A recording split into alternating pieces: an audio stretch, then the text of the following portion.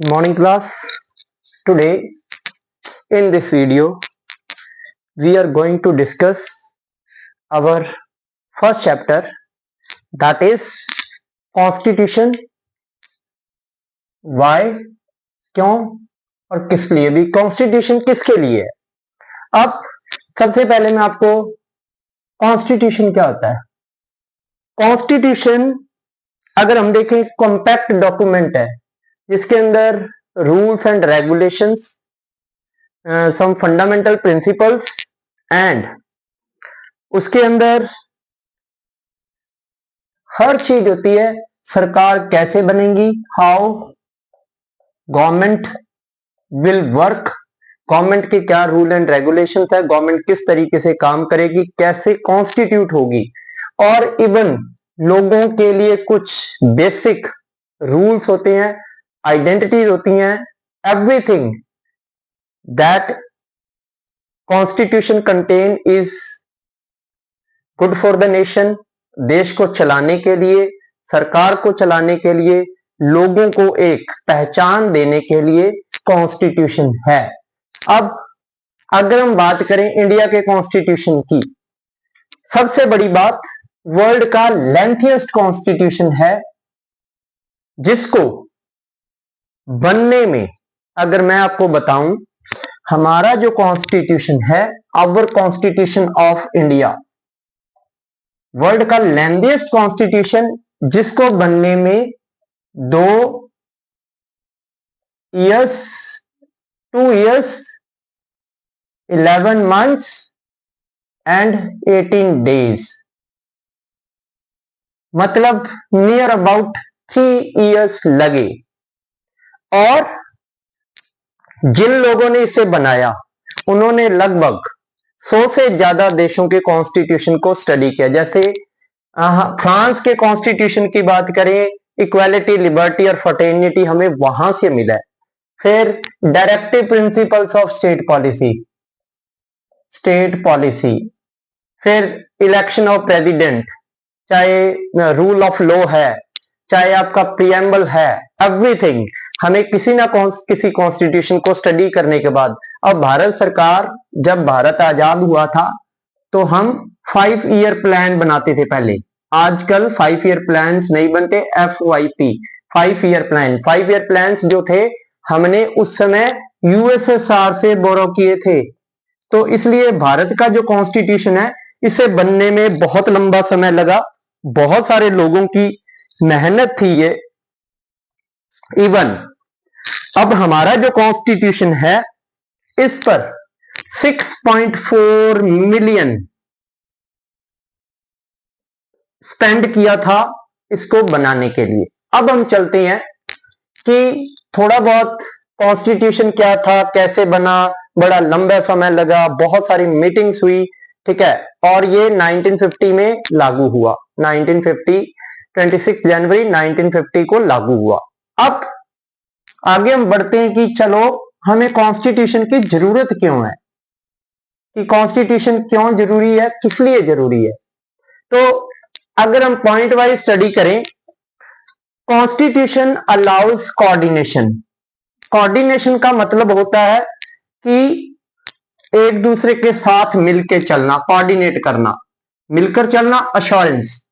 अब लोगों को एक आश्वासन देता है, ये लोग के मन में लोगों को एक भरोसा देता है। तो एक भरोसा है ये, किस तरीके से मैं आपको पॉइंट बता देता हूं कि अब देखिए इंडियन जो सोसाइटी है, हम बहुत बड़े, ठीक है, ग्रुप का हिस्सा हैं, हम बहुत सारे लोग हैं, अलग अलग आइडेंटिटीज के लोग हैं, ठीक है, और हम अलग अलग तरीके से सोचते हैं, अलग अलग तरीके से वर्क करते हैं, हमारी हॉबीज अलग होती हैं, हम वर्क अलग अलग करते हैं, हम रहते अलग अलग हैं। इवन देखिए आपके रीजन अलग है, छोटी सी बात, आपका रिलीजन, आपका hobbies, your work, your ideas, हर चीज अलग अलग है। तो इतने प्रकार के लोग होते हुए, इतने रिलीजन के, इतने रीजन के, इतने डाइवर्स ग्रुप होते हुए भी हम अलग अलग जॉब्स तक करते हैं, हमारा सोच एक दूसरे से नहीं मिलती, हम जो सोचते हैं, हम जो पहनते हैं वो सारा अलग अलग होता है।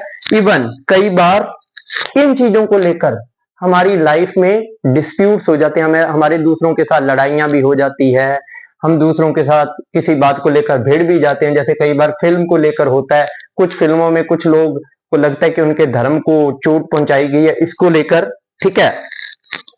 अब हर किसी के लिए जरूरी है कि एक रूल हो, एक लॉ हो। तो हम ये कहते हैं कि अगर हमें इकट्ठा रहना है, अगर हमें एक ग्रुप का हिस्सा बनना है, एक समाज का हिस्सा बनना है, एक तरीके से रहना है, एक जगह रहना है, तो हम कहते हैं कि कुछ बेसिक रूल्स होने चाहिए। अब बेसिक रूल कैसे होंगे? अब देखिए कि कोई भी ग्रुप है जो, ठीक है, वो कहता है कि थोड़ा बहुत कोऑर्डिनेशन, कि इतना कोऑर्डिनेशन होना चाहिए कि हम सारे मिलजुल कर चल सके, ठीक है। तो इसका मतलब ये है कि कुछ लॉज बनाने चाहिए जो सब पर लागू हो, कि ऐसे लॉज बनाए जाएं, ऐसे कानून बनाए जाएं जिससे सारे मिलकर चल सकें। तो मैं कह रहा हूं जी मिनिमम कोऑर्डिनेशन अलाउज कोऑर्डिनेशन और एसोसिएशन, कि मिनिमम कोऑर्डिनेशन होना चाहिए ताकि सारे लोग मिलजुल कर चल पाएं। ऐसे कानून बने कि सारे लोग एकजुट होकर रह पाएं और हर कोई ये ना बोले कि उसने वो रूल फॉलो नहीं किया, हर किसी के ऊपर ये कानून लागू हो और सबको ये भरोसा मिले कि सबकी रक्षा होगी, सबको बराबरी से मिलेगा और सबके लिए ये बराबरी के कानून हैं। मतलब कानून सबके लिए बराबर वर्क करें, किसी के साथ गलत ना करें, किसी को ज्यादा फायदा ना पहुंचाएं। और जब ऐसा कोई एश्योरेंस मिलेगा तो सारे कॉन्स्टिट्यूशन को अच्छा मानेंगे, उस पर भरोसा करेंगे। अब है जी सेकंड पॉइंट कि स्पेसिफिकेशन ऑफ डिसीजन मेकिंग, कि डिसीजन किस तरीके से बनेंगे, डिसीजन कैसे होंगे, ठीक है। अब जैसे हमारे कुछ फंडामेंटल डिसीजन होते हैं, वो कौन डिसाइड करेगा, डिसीजन बनेंगे कैसे, कौन बनाएगा डिसीजंस को, ठीक है। अगर समाज के अंदर कोई डिसीजन बन भी गया, अगर किसी को वो डिसीजन, जैसे एक्स डिसीजन बन गया, किसी को एक्स पसंद नहीं है, किसी को वाई पसंद नहीं है, तो हम कहें कि किसके पास वो पावर हो कि वो डिसीजन बनाए और कौन ऐसा डिसीजन बनाए जो सबके लिए मान्य हो, सबके लिए बराबर हो, ठीक है। अब ठीक है जी, डिसीजन बनाने हैं, कैसे डिसीजन होंगे, किस तरीके से डिसीजन बनेंगे, कौन बनाएगा, कैसा डिसीजन बनाएगा, ये सारे क्वेश्चन। अब हमारा जो कॉन्स्टिट्यूशन है, कॉन्स्टिट्यूशन एक पावरफुल एलिमेंट है, ठीक है, जिसके पास इस सवाल का जवाब है कि डिसीजन मेकिंग को लेकर। अब हमारी सोसाइटी ये डिसाइड करेगी कि पावर किसे दी जाए, कौन पावर में होगा, कौन देश को चलाएगा, ठीक है। अब देखिए पुराने समय में क्या होता था कि कई जगह मोनार्क होते थे, ठीक है, मतलब राजा होते थे, ऑटोक्रेसी होती थी। इवन हमने फर्स्ट चैप्टर में पढ़ा था 12th के कि यूएसएसआर के अंदर सिंगल पार्टी डोमिनेटेड थी, सिंगल पार्टी डोमिनेट कर रही थी उनकी अफेयर्स को। तो इसलिए वहां पर पार्टी डिसाइड करती थी कि क्या होगा। मोनार्की में भी ऐसा होता, कोई कॉन्स्टिट्यूशन नहीं होता, डिसीजन मेकिंग मोनार्क करते हैं, अपने तरीके से सत्ता को ड्राइव करते हैं। लेकिन डेमोक्रेटिक कंट्री जो हैं, जिसमें हम डेमोक्रेसी बोलते हैं, ऐसे देशों में लोग डिसाइड करते हैं, ठीक है। सीधी सी बात है, सिंपल सा एक फंडा है, सिंपल सी बात है कि पीपल डिसाइड करते हैं कि उनके लिए डिसीजन कौन लेगा, कि लोगों के लिए डिसीजन कौन लेगा और किस तरीके से लोग डिसाइड करेंगे कि डिसीजन बनाएगा कौन। तो इसके लिए है कि हर किसी को बराबरी का हक मिले, क्या, सरकार चुनने का। अगर हम सरकार चुनेंगे, सबको बराबरी का हक मिलेगा सरकार चुनने का, तो सरकार हमारे लिए डिसीजन लेगी। तो हम स्पेसिफाई करेंगे हम कि डिसीजन हमारे लिए सरकार लेगी। अब इंडिया के अंदर आप अगर बात करें, हमारा पार्लियामेंट्री डेमोक्रेसी है, parliamentary democracy, representative form of government. Parliamentary democracy है, रिप्रेजेंटेटिव फॉर्म ऑफ गवर्नमेंट है जी इंडिया के अंदर अगर हम बात करते हैं। तो इसमें पार्लियामेंट जो है, जहां पर पार्लियामेंट्री डेमोक्रेसी जिसके अंदर हमारी सरकार है, पार्लियामेंट के अंदर बैठती है, हम रिप्रेजेंटेटिव चुन के भेजते हैं, वो रिप्रेजेंटेटिव हमारे लिए कुछ कानून स्पेसिफाई करते हैं, कुछ कानून बनाते हैं, और ये जो कानून है बनाने से पहले ये सोसाइटी का पक्ष भी जानते हैं। इवन ये ऐसे कानून बनाते हैं जो सोसाइटी के फायदे के हों।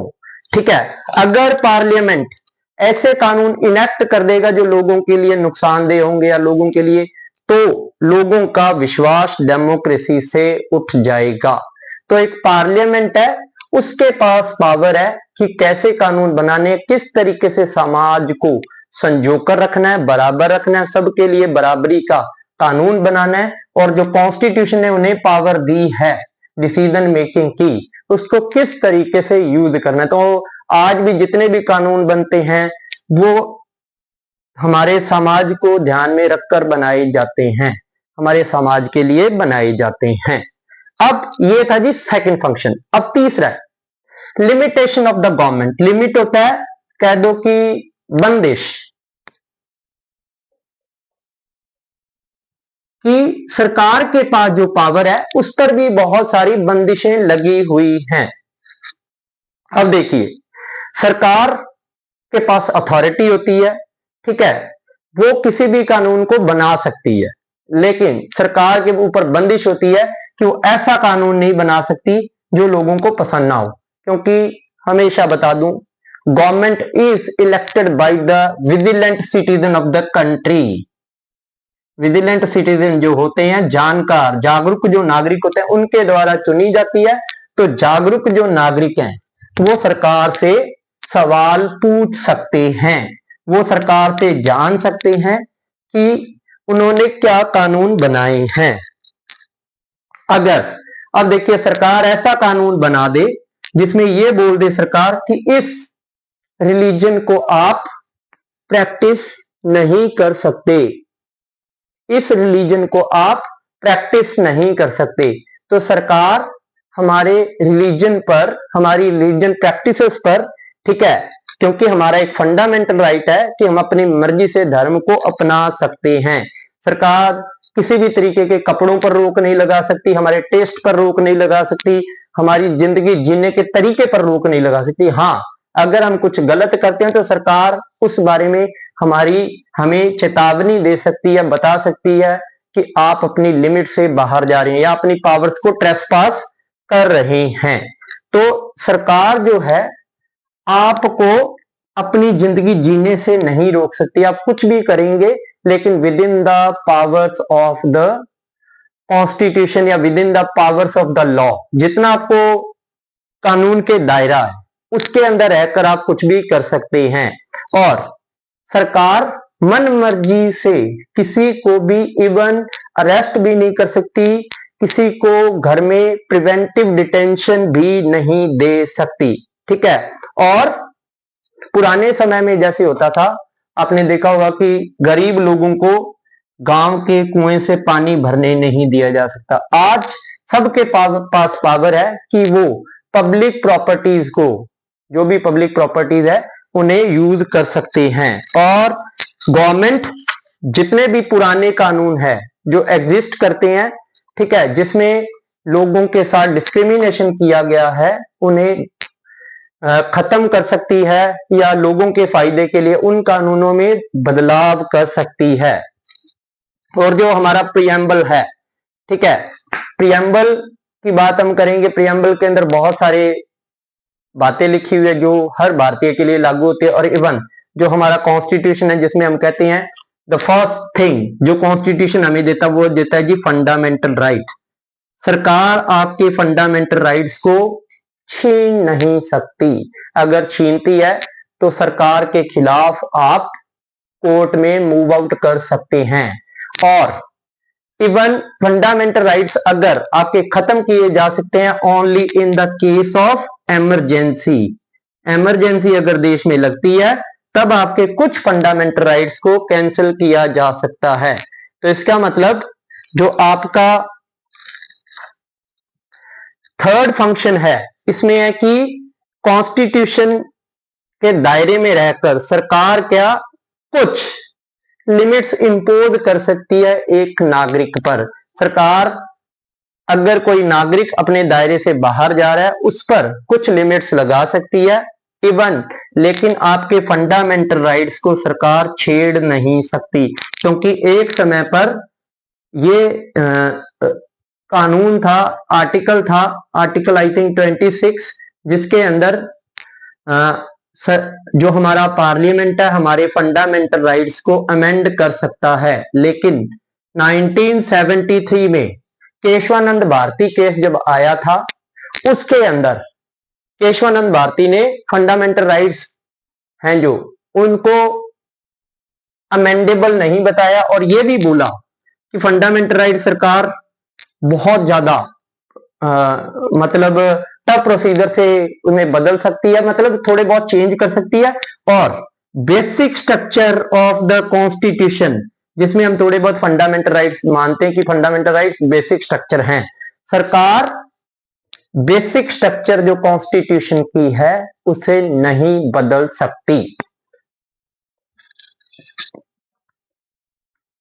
अब जो आपकी लिमिटेशंस हैं सरकार के ऊपर कि वो बहुत तरीके की हैं, कि ज्यादा कॉमन वे क्या है कि सरकार जो हमारे फंडामेंटल राइट्स हैं उन्हें नहीं छीन सकती। अगर कोई नागरिक किसी और के फंडामेंटल राइट्स को वायलेट करता है तो सरकार उसे चेतावनी दे सकती है। और इवन कॉन्स्टिट्यूशन है जो हमारा जो कॉन्स्टिट्यूशन है हमारे एक नागरिक के फंडामेंटल राइट्स को प्रोटेक्ट करता है। और एक आम नागरिक को बहुत सारे कानून, बहुत सारे लॉज हैं जो मिलते हैं, बहुत सारी फ्रीडम्स मिलती हैं, सिविल लिबर्टीज मिलती हैं जिसको वो एंजॉय करता है, लेकिन एक आम नागरिक की सिविल लिबर्टीज को सरकार चैलेंज नहीं कर सकती। तो एक तरीके से हम कहें कि सरकार के ऊपर बहुत सारी लिमिटेशंस लगी हुई है कि वो एक आम नागरिक के जो फंडामेंटल राइट्स हैं, जो उसे मिले हुए राइट्स हैं, उनको चैलेंज नहीं कर सकती। अगर चैलेंज करती है तो we can move to the court. इसलिए सरकार बड़ा सोच समझकर आपके फंडामेंटल राइट्स को चैलेंज करने की कोशिश करती है। अब है जी अगला जो पॉइंट है वो है जी aspiration. Aspiration and goal, aspiration and goal of society.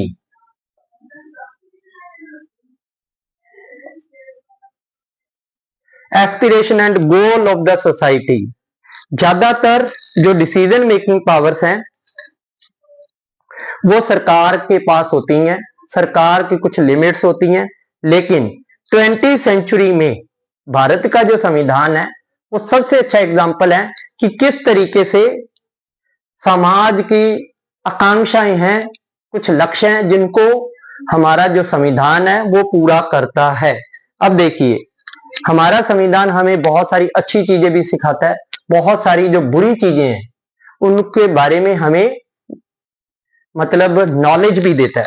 ठीक है, अब देखिए इंडियन कॉन्स्टिट्यूशन है वो अपने आप में बिल्कुल नया है, क्योंकि इनोवेटिव इसलिए है क्योंकि इसको बहुत सारे देशों के संविधान के साथ मैच किया गया, बहुत सारे देशों के संविधान को पढ़ा गया, फिर जाके इसे बनाया गया। तो ये बिल्कुल एक नया है और समय के साथ हमारे कॉन्स्टिट्यूशन में बदलाव होते जा रहे हैं। तो हमारा कॉन्स्टिट्यूशन कह दो रिजिड एंड फ्लेक्सिबल दोनों है, दोनों चीजें हमारे कॉन्स्टिट्यूशन में चलती हैं। तो एक तरीके से हमारा कॉन्स्टिट्यूशन रिजिड भी है कि इतना ऐसे भी नहीं कि जब चाहा तब बदल दिया, फ्लेक्सिबल है, अगर कोई चेंज की जरूरत है, कोई प्रोविजन ऐसे की जरूरत है जो चेंजेस होने जरूरी हैं, उसको चेंज किया भी जाएगा।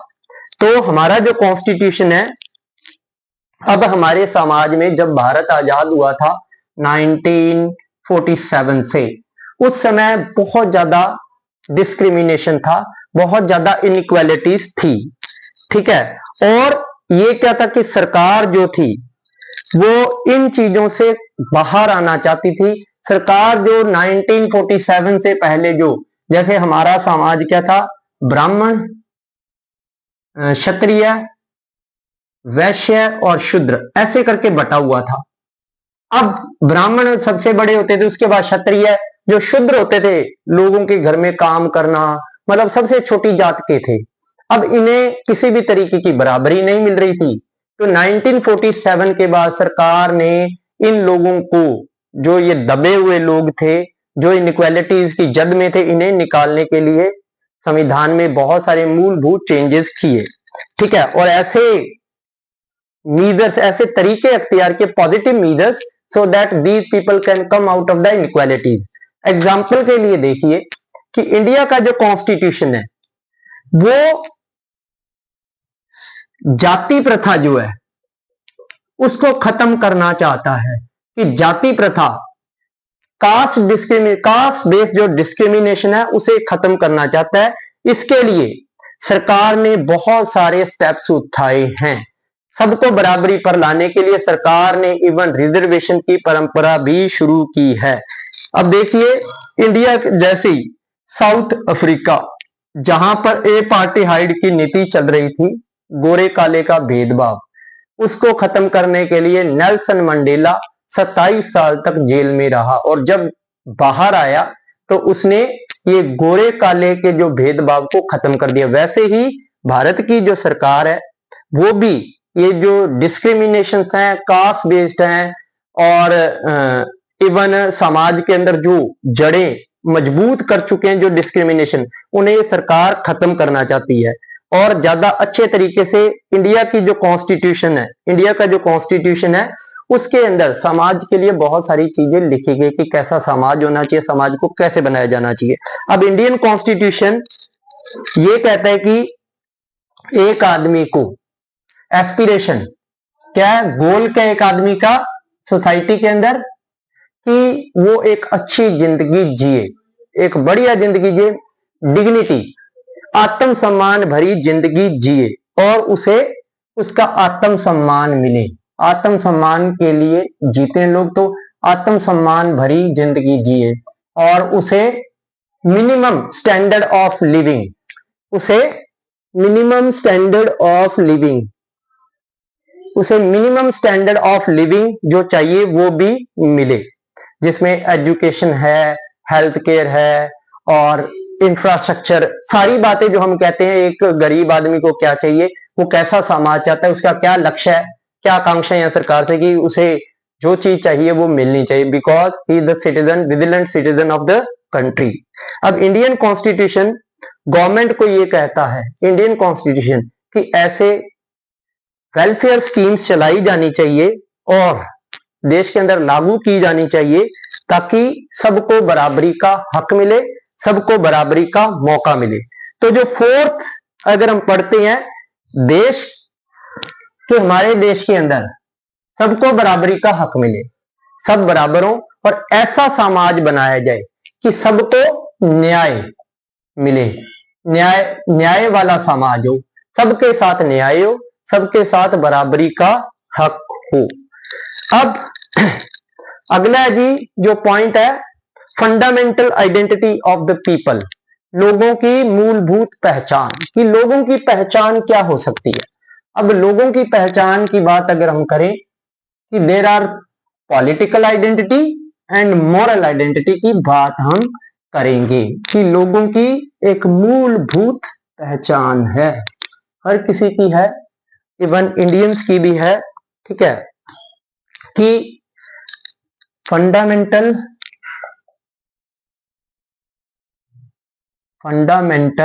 आइडेंटिटी, कि लोगों की मूलभूत पहचान या लोगों की पहचान क्या है।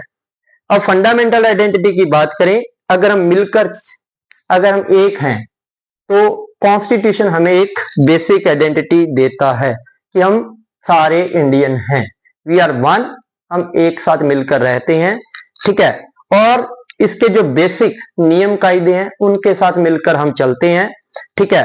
और ये भी कहते हैं कि फंडामेंटल आइडेंटिटी में कि हमें किस तरीके की सरकार चाहिए, हमें कैसी गवर्नमेंट चाहिए, how we should be govern, ठीक है। और हमारी कलेक्टिव आइडेंटिटी मतलब सामूहिक पहचान है, दैट वी आर इंडियन। हमारे यहाँ पर डेमोक्रेसी या डेमोक्रेटिक गवर्नमेंट होनी चाहिए, गवर्नमेंट सबका ख्याल रखे, सबको एक साथ लेकर चले, ठीक है।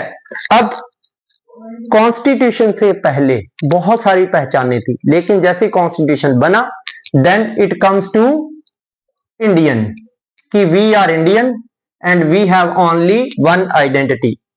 और अगर इसको हम मानते हैं तो इसके बहुत सारे नियम कायदे हैं, बहुत सारे सिद्धांत हैं। अब इन सिद्धांतों में एक चीज है, we have one political identity. Political identity का मतलब कि हमारी राजनीतिक पहचान है कि वी आर इंडियन, हम देश की सरकार बनाते हैं, देश की सरकार हमारे लिए बहुत कुछ करती है। तो पॉलिटिकल आइडेंटिटी में हम कहते हैं कि हम वोट डालते हैं, वोट डालने से सरकार बनती है, और ये पॉलिटिक्स हमें एक पहचान देती है, दैट वी आर इंडियन, ठीक है। अब पहली बात की पॉलिटिकल आइडेंटिटी, देश की राजनीति हमें एक पहचान देती है। अब दूसरा है कि जो हमारी कॉन्स्टिट्यूशनल नॉर्म्स हैं, जो हमारी कॉन्स्टिट्यूशन के जो दायरे हैं वो बहुत बड़े हैं, कॉन्स्टिट्यूशन बहुत बड़ा है, इसके अंदर बहुत सारी चीजें लिखी गई है, ठीक है। तो इसी कॉन्स्टिट्यूशन के अंदर आदमी अपनी मूलभूत पहचान बनाता है, अपनी ख्वाहिशों को पूरी करता है, अपनी भावनाएं बताता है, और सरकार से कुछ चाहता है कि सरकार उसे कुछ उसके वर्क पूरे करे, ठीक है। तो कॉन्स्टिट्यूशन हम पर कुछ आधिकारिक प्रतिबंध लगाता है, कॉन्स्टिट्यूशन के हमारे ऊपर कुछ अधिकार हैं कॉन्स्टिट्यूशन के हम पर, और हम पर कुछ प्रतिबंध लगे हुए हैं। और वो जो प्रतिबंध हैं, हम मतलब हमारे पर जो कॉन्स्ट्रेंट लगे हैं, हम उन्हें पास आउट नहीं कर सकते। अगर हम पास करेंगे उन्हें तो हम इसका मतलब कॉन्स्टिट्यूशन को तोड़ रहे हैं। तो ये हमारी फंडामेंटल वैल्यूज को बताता है कि what are your fundamental values. जैसे वैल्यूज में आप कह दो फर्टेनिटी, इक्वालिटी, लिबर्टी, ये सारी चीजें, और हम इनसे आगे नहीं निकल सकते। हमारी लिबर्टी जितनी हम उसी को एंजॉय कर सकते हैं, फ्रीडम को उतना ही एंजॉय कर सकते हैं जितनी हमें मिली है। अगर हम उसे ट्रेस पास करेंगे तो हम कॉन्स्टिट्यूशन के दायरे से बाहर जा रहे हैं, कॉन्स्टिट्यूशन को तोड़ रहे हैं। तो इसका मतलब ये है कि हमारा जो कॉन्स्टिट्यूशन है हमें एक मॉरल आइडेंटिटी देता है, आदर्श पहचान। वो जो मॉरल आइडेंटिटी है, उस मॉरल आइडेंटिटी के अंदर रहकर हमारा एक आदर्श, हमारा एक नैतिक पहचान है, नीति है ये कि हम अपने देश के संविधान की रक्षा करें, उसे तोड़े ना, उसे ट्रेसपास ना करें, उसके दायरे में रहकर ही काम करें। तो एक तरीके से तीसरा और जो फाइनल है, बेसिक पॉलिटिकल और जो मॉरल वैल्यूज है, ठीक है, वो हर तरीके की संवैधानिक परंपराओं में लिखी हुई है। मॉरल वैल्यूज है और पॉलिटिकल वैल्यूज है, वो हर किसी संविधान में शामिल है। और वो सारों को, वो जो दोनों चीजें हैं उनकी हमें कद्र करनी पड़ती है। इसलिए एक फंडामेंटल आइडेंटिटी हमें मिली हुई है कि हमारी जो मॉरल वैल्यूज है और मॉरल आइडेंटिटी और पॉलिटिकल आइडेंटिटी है, उसकी हम रक्षा करेंगे, ठीक है। अगर आज हम पूरी दुनिया को देखें, पूरे वर्ल्ड को अगर देखें, तो हम जानेंगे कि हर देश के अंदर डिफरेंट टाइप ऑफ गवर्नमेंट्स हैं, अलग अलग तरीके की सरकारें हैं, अलग अलग तरीके से ये देश ड्राइव हो रहे हैं। लेकिन आज जो मॉडर्न कॉन्स्टिट्यूशन है, एक तरीके से आज के जो मॉडर्न कॉन्स्टिट्यूशन है या डेमोक्रेटिक कॉन्स्टिट्यूशन है, वो पूरी दुनिया की रक्षा कर रही है, पूरी दुनिया को बचा रहे हैं। डेमोक्रेसी जो है आइडल फॉर्म ऑफ गवर्नमेंट है, जो अपने तरीके से देशों को चला रही है।